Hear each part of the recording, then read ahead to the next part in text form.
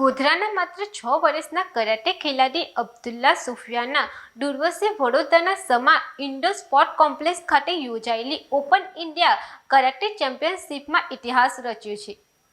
વડોદરા ખાતે યોજાયેલ સમા indoor sports complex ખાતે આયોજિત ઓપન ઇન્ડિયા કરાટે ચેમ્પિયનશિપમાં ગોધરાના નાનકડા કરાટે ખેલાડી અબ્દુલ્લા સુફિયાન દુર્વેશે શાનદાર પ્રદર્શન કરી સૌનું ધ્યાન ખેંચ્યું હતું. માત્ર 6 વર્ષના વયની કરાટે સ્પર્ધામાં અબ્દુલ્લા સુફિયાન દુર્વેશે આસામના મહાખિલાડી સામે જબરદસ્ત મુકાબલામાં વિજય મેળવીને ગોલ્ડ મેડલ હાંસલ કર્યો હતો.